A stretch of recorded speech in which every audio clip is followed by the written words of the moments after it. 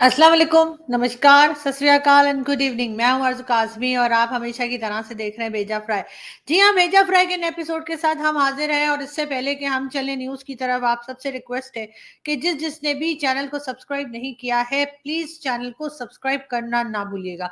साथ-साथ जी bell icon को भी अगर आप क्लिक कर देंगे तो जैसे ही कोई नई वीडियो आएगी तो आपको पता चल जाएगा कि जी नई वीडियो आई है, तो आप देख सकते हैं अगर आपके पास टाइम हो, यकीनन। उसके बाद जी साथ लाइक के बटन को भी क्लिक कर दें तो बस जी बल्ले बल्ले ही हो जाएगी। खैर, हम बढ़ते हैं न्यूज़ की तरफ और सबसे पहली न्यूज़ जो हम आपको बताने लगे हैं वो जी फवाद चौधरी साहब की। और फवाद चौधरी साहब जिन्हें के सब लोग जानते ही हैं, हमारे इमरान खान साहब के ज़माने में भी मिनिस्टर रहे हैं, उससे पहले भी डिफरेंट पॉलिटिकल पार्टीज़ के साथ लगे रहे हैं। मतलब जहाँ-जहाँ जिस-जिस पार्टी की गवर्नमेंट बनी तो फवाद चौधरी साहब उनके साथ-साथ ही रहे।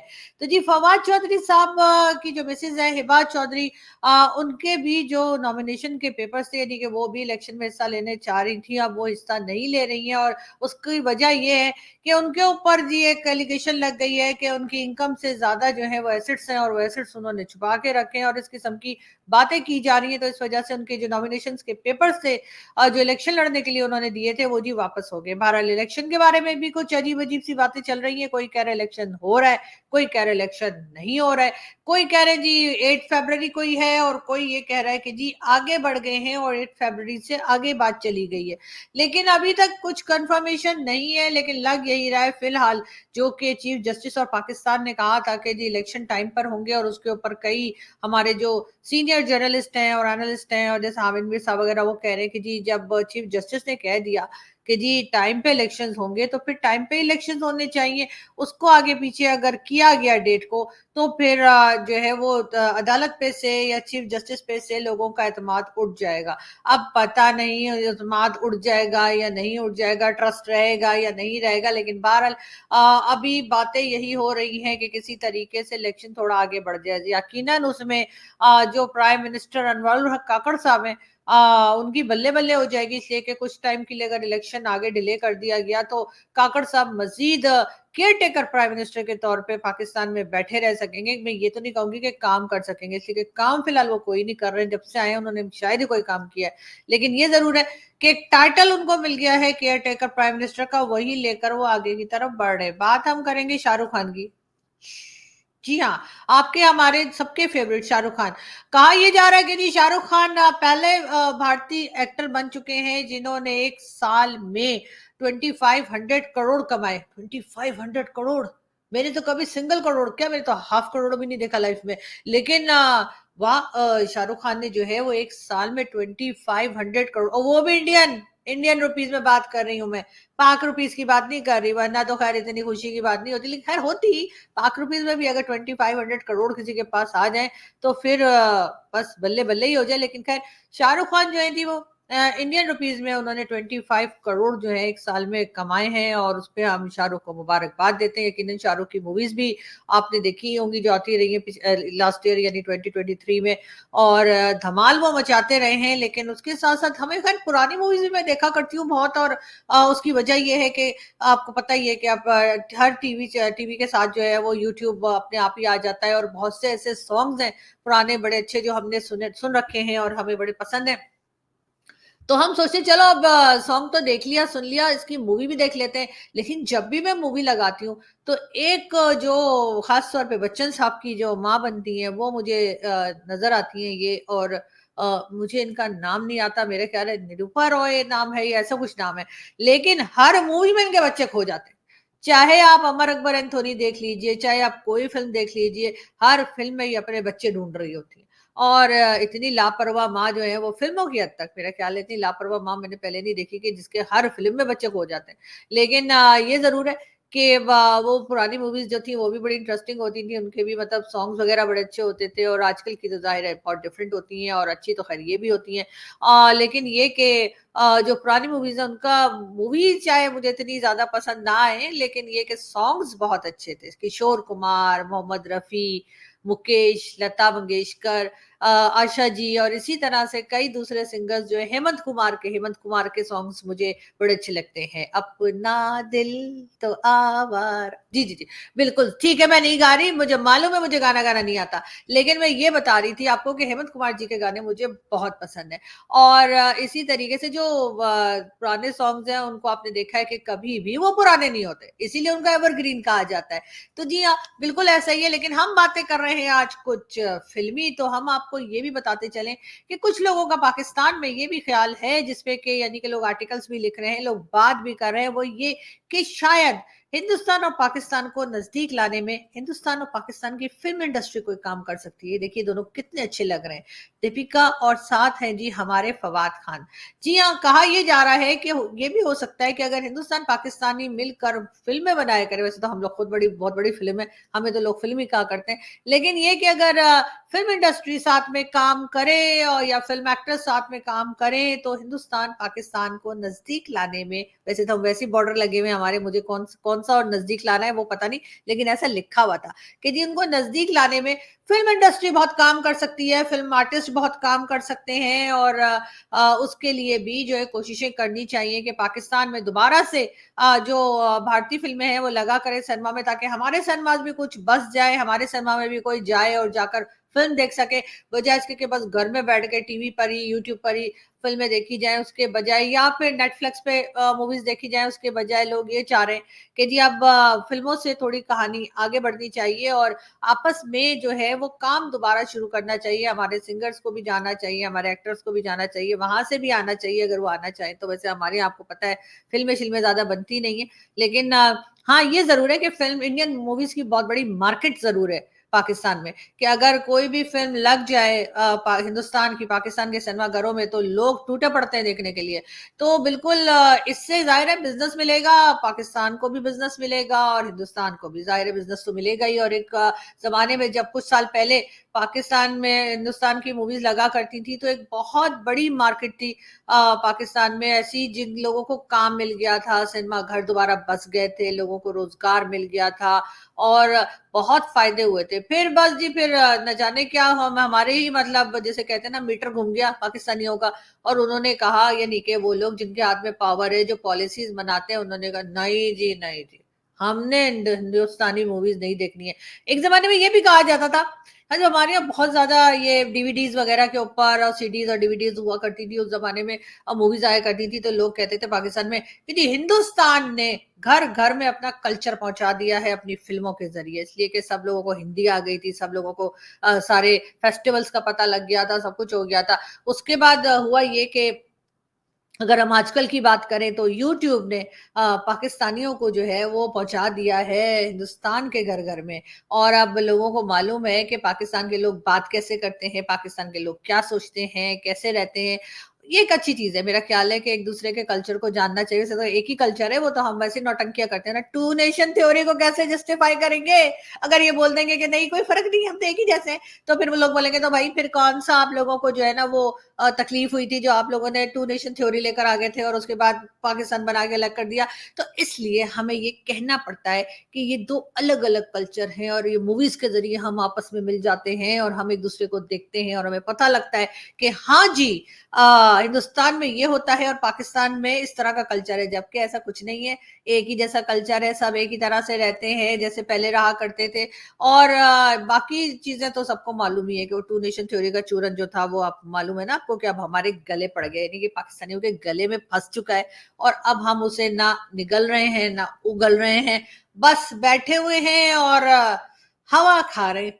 खैर हवा खाने से मुझे याद आया कि मुझे फिल्मों की बात कर रही हूँ तो मैं एक न्यूज और भी आपको देती हूँ मूवीज की। और मूवीज की तो नहीं है लेकिन बहरहाल मूवी से रिलेटेड समझ लीजिए कि जी दुबई में दुबई होस्ट करने जा रहा है लार्जेस्ट उर्दू लिटरेसी फेस्टिवल, ठीक है। और जश्न रख्ता, ये क्या होता है?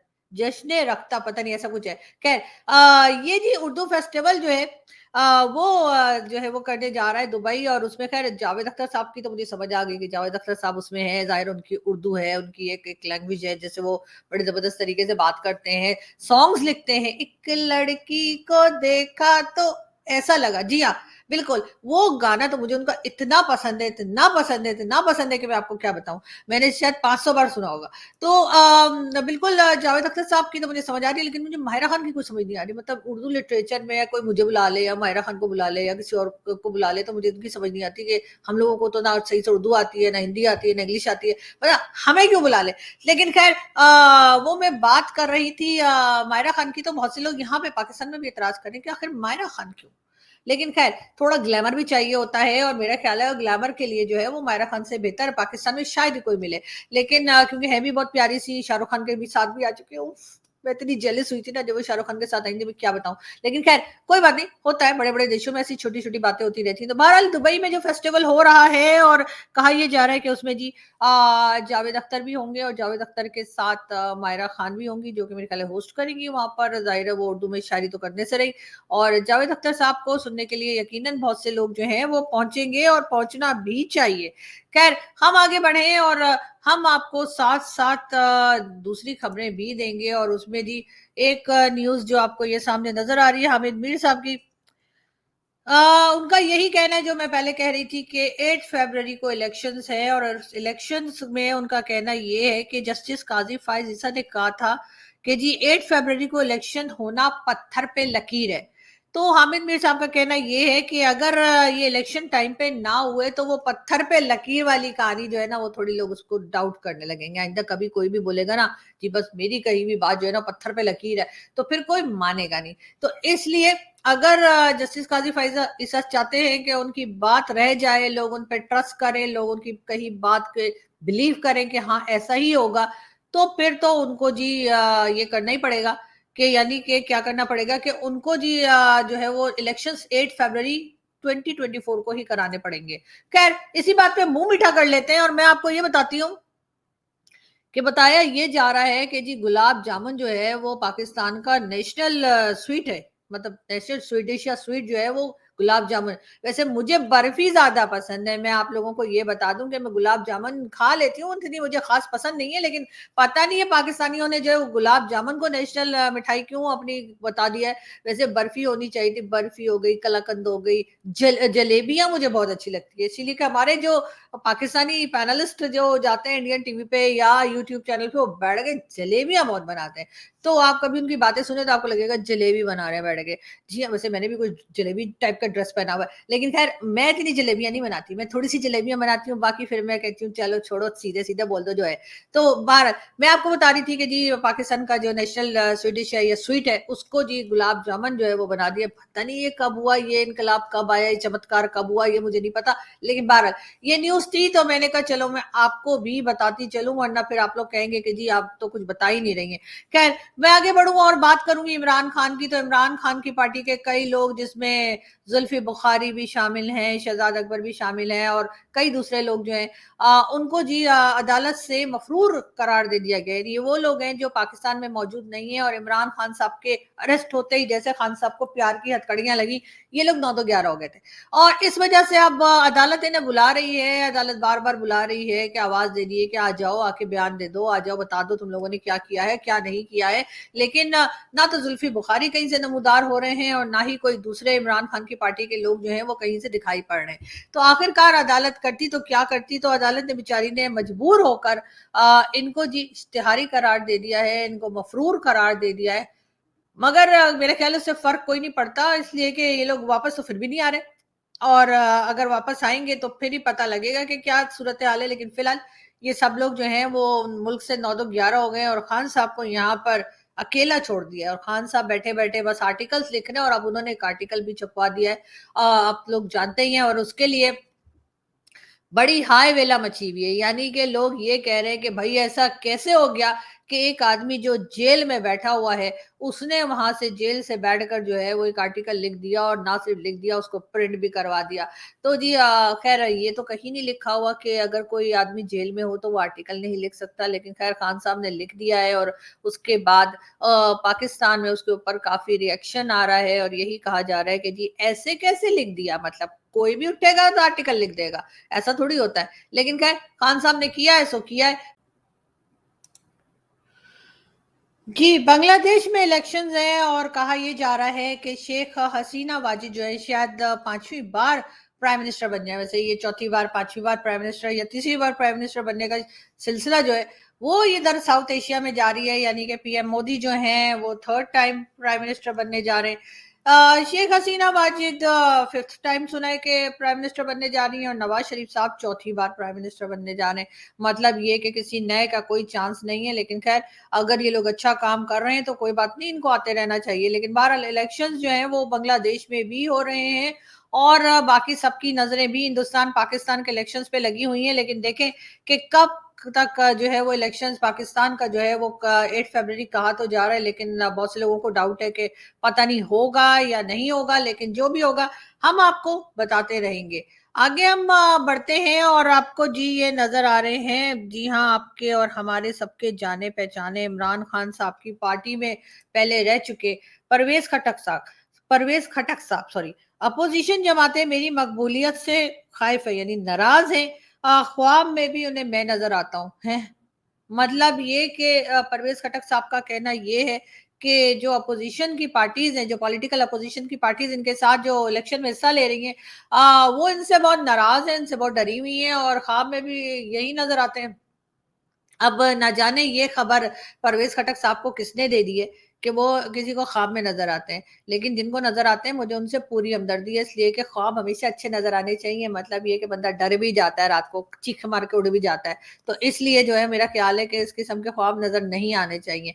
बहरहाल आगे हम बढ़ेंगे, हम बात करेंगे आसिफ अली जरदारी साहब की। जी हाँ, आसिफ अली जरदारी साहब जो कि बिलावल भुट्टो साहब के वालिद भी हैं, पिताजी भी हैं, अब्बा जी भी हैं, वालिद भी हैं। तो उनका कहना है ये पार्टी के लिए कुछ अच्छा कर गया तो भुट्टो साहब भी क़यामत के रोज कहेंगे बेटा तुमने अच्छा किया है। मगर हमने तो सुना था कि भुट्टो साहब जिंदा है। आप लोग तो ये नारा लगाते हैं जिंदा है भुट्टो जिंदा है, तो फिर क़यामत के दिन आपने भुट्टो साहब से मिलकर क्या पूछना है कि उन्होंने कहना है कि वाह बेटा वाह तुमने तो बड़ा अच्छा काम किया। वो तो भुट्टो साहब अभी भी कह सकते हैं। और वैसे भी आप लोगों ने क्या काम किया सर, जाके आसिफ अली जरदारी साहब जरा सिंध का हाल देख लीजिए। सिंध में एक आदमी है, उसका नाम है मियां मिट्ठू, उसको अरेस्ट कर लीजिए। वो हिंदू कम्युनिटी की बच्चियों को उठा के ले जाता है। ये बात तो कह कि मेरा गला सूख गया, लेकिन आप लोगों के कानों में जूं तक नहीं रेंगती हो। जो हमारे बोलते हैं कि जरा सी आपको मजाल है जो मेरी आवाज गई हो। हाँ, ये जरूर है कि आप लोग ये नारे लगाते रहते हैं कि जी हम तो बहुत कुछ चेंज लेकर आने वाले हैं। और आज तो बिलावल भुट्टो जरदारी ने ये भी कहा है कि वो इलेक्शंस यानी जब जो आने वाले इलेक्शंस है उसमें वो पंजाब से हिस्सा लेंगे। और उनका कहना ये है कि जी सिंध से मैं बहुत लड़ लिया इलेक्शन, अब मैं पंजाब से इलेक्शन में आऊंगा ताकि आपके पंजाब में भी पीपल्स पार्टी की हुकूमत हो। ये सुनकर यकीन है नवाज शरीफ साहब बहुत परेशान हुए होंगे और उन्होंने सोचा होगा कि लो जी, मैं तो समझ रहा था कि ये सिंध तक की पार्टी रह गई है पीपल्स पार्टी, लेकिन अब वो पंजाब की तरफ भी आने का सोच रहे हैं। मगर बहरहाल भुट्टो साहब तो आपसे जब पूछेंगे तब पूछेंगे, लेकिन आसिफ अली जरदारी साहब सिंध के लिए कुछ कर लीजिए। जो सालों से आप वहाँ हुकूमत कर रहे हैं आप लोग, और वहां पर आपने किया कुछ भी नहीं है, बल्कि और उनका बेड़ा गर्क ही हो गया सिद्ध वालों का। खैर हम अच्छा ही तो फिर यार गुलाब जामुन तुम लोग बार बार क्यों लगा रहे हो रात के वक्त। खैर हम आपको ये भी बताते चलें कि जी ये एक आदमी था, यानी कि ये जो पिक्चर आपको दिखाई दे रही है, ये आदमी जो है जी वो जो 9 मई को जो कुछ हुआ था जीएचक्यू और वहां पे जो अटैक हुआ था, तो ये आदमी जी जूते वूते उतार के कोई बहुत ही बड़ा बूट पॉलिशिया था, ये वहां पहुंच गया और इसने जी जो जी भर के नारे लगाए और वो ड्रामे किए कि आप देख सकते हैं सोशल मीडिया पे इसकी वीडियो भी मौजूद है। और इसके किए हुए सारी नौटंकियां भी मौजूद हैं। यानी कि 9 मई से हमारी फौज और हमारी एजेंसी जो है बाहर निकलने का नाम ही नहीं ले रही। पता नहीं अगले जन्म तक मुझे लगता है कि 9 मई की मजम्मत या 9 मई के लिए बात होती ही रहेगी और लोग कहेंगे कि भाई दुनिया में और भी चीजें हैं, कोई और काम भी कर लो। ठीक है ना। सुन लिया सबने, सुन लिया सबने, कह लिया कि जी 9 मई नहीं होना चाहिए था, बहुत अफसोस है, बहुत गलत हुआ, ऐसा नहीं होता। बल्कि हमारे तो एक बड़े अच्छे दोस्त हैं इंडिया से, उन्होंने भी कहा कि भाई ऐसा तो भारत की फौज भी नहीं करती, जो पाकिस्तानियों ने अपने खुद के जीएचक्यू के साथ कर लिया, बहुत गलत हुआ, ऐसा नहीं होना चाहिए था। जो यादगारें तोड़ी गई वो भी नहीं होनी चाहिए थी। जो उनका कुक्कड़ मुर्गी ले गया, कोई बटेर ले गया, कोई मोर उठा के ले गया, कोई चेरीज उठा के ले गया, कोई क्या करके ले गया, वो सब भी नहीं होना चाहिए था। लेकिन सर अब बस कर देना, पाकिस्तान में और भी तो इश्यूज है, पाकिस्तान में और भी तो इतने प्रॉब्लम्स पड़े हुए जो कि सॉल्व ही नहीं हो रहे हैं, या आप लोगों के लिए बस नाइन्थ में हर जगह पे नाइन्थ में लेकर आ जाते हैं। बहुत अफसोस हो गया, बहुत अफसोस कर लिया, और मेरे ख्याल है जिंदगी भर लोग अफसोस करते रहेंगे पाकिस्तानी, हम बार बार अफसोस करते रहेंगे कि बहुत गलत हुआ, नहीं होना चाहिए था और इस चीज को रोक लेना चाहिए था। लेकिन आप सर बस कर दें, इसलिए कि पाकिस्तानियों को प्लीज रोटी भी खानी है, पाकिस्तानियों को मेडिसिन भी चाहिए, पाकिस्तानियों को एजुकेशन भी चाहिए, तो अब जरा उस तरफ ध्यान दे दीजिए, थोड़ी इकोनॉमी को ठीक कर लीजिए। आपने देखा ही कि मैं बार बार कंपेयर नहीं करी होती, मैं सिर्फ थोड़ी सी कोशिश कर रही हूँ कि शायद किसी को शर्म आ जाए कि बांग्लादेश भी हमसे आगे चला गया, जो कि हमारे बाद बना था, भारत भी आगे चला गया। इकोनॉमी देख लीजिए भारत की, आप एजुकेशन सिस्टम देख लीजिए, उसके बाद उनकी फॉरेन पॉलिसी देख लीजिए, और यही सारी चीजें जाकर आप बांग्लादेश में भी देख लीजिए, और उसके बाद आप अफगानिस्तान को भी देख लीजिए। छोड़ दीजिए इन सबको, अफगानिस्तान भी आजकल हमसे आगे जाने की रेस में है और काफी हद तक बढ़ भी चुका है, उसकी करेंसी भी हमसे बेटर चली चली गई है डॉलर डॉलर के मुकाबले में। लेकिन हमारी हालत क्या है, ये कोई समझने को तैयार ही नहीं है, कोई मानने को तैयार ही नहीं है। और हमारे लोग जो हैं वो बस जी जब कोई बात करो तो बस जी एक तो गद्दारी का फतवा ऐसे देते हैं ना, जैसे लोग जो है ना प्रसाद बांटते हैं, या जैसे वो जैसे कहते हैं ना कि मस्जिद के बाहर या किसी दरगाह में जो मिठाई या वो जो होती है वो क्या कहते हैं यार उसको, क्या यार वो होता है ना, वो थोड़ा थोड़ा थोड़ा थोड़ा तबरुक के तौर पे जो देते हैं, हाँ वो बांटते हैं, इस तरह की चीजें बढ़ती है। ऐसे हमारे यहाँ जो है ना वो गद्दारी के फतवे बांटे जाते हैं पाकिस्तान में, और अगर किसी के पास नहीं है तो इसका मतलब है कि वो बंदा सही काम नहीं कर रहा।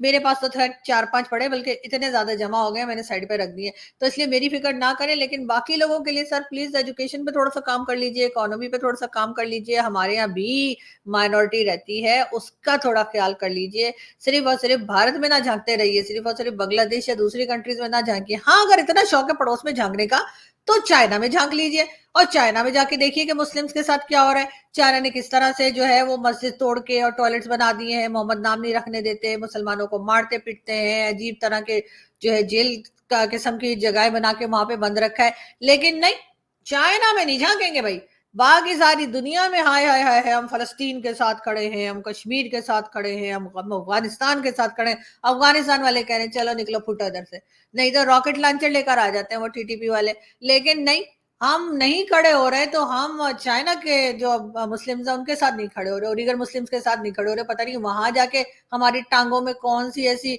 कमजोरी आ जाती है कि हम उनके साथ खड़े नहीं हो पाते। लेकिन फिर भी चाइना क्या कि हम लेटे हुए हैं, चाइना से हमें पैसा चाहिए, चाइना से हमें प्रोजेक्ट्स चाहिए, चाइना से हमें सपोर्ट चाहिए, और उसके लिए हम कोई भी पुट्ठा काम करने को तैयार है। लेकिन खैर यहाँ से मैं चलती हूँ, और कल फिर आऊंगी, याद रखिएगा आप लोग, ठीक है ना। कल हम फिर मिलेंगे और बाकी न्यूज हम आपको कल देंगे। इससे तो बहुत सारी न्यूज मेरे पास अभी भी है, लेकिन आप जानते हैं आज संडे है और संडे को आप लोग सब बिजी होते हैं, तो यकीनन अब अगला भेजा फ्राई मंडे को आएगा। तो अपना बहुत सारा ख्याल रखिएगा, हंसते रहिए, मुस्कुराते रहिए, और नया साल आप सबको बहुत बहुत मुबारक हो। और मैं पूरी तरह से आप लोगों के लिए दुआ करूंगी कि आप लोग खुश रहें और आप लोग सक्सेसफुल रहें, और अपने दोस्तों के साथ और अपने रिलेटिव्स के साथ, अपने पड़ोसियों के साथ, अपने कुलीग्स के साथ, और हर किसी के साथ आपके टर्म्स अच्छे रहें। और हमारे चैनल को सब्सक्राइब करना ना भूलिएगा, लाइक के बटन को भी क्लिक कर दें, और बेल आइकॉन को तो क्लिक करना कभी भी ना भूलिएगा। मिलते हैं छोटे से ब्रेक के बाद, यानी कि कल। Thank you.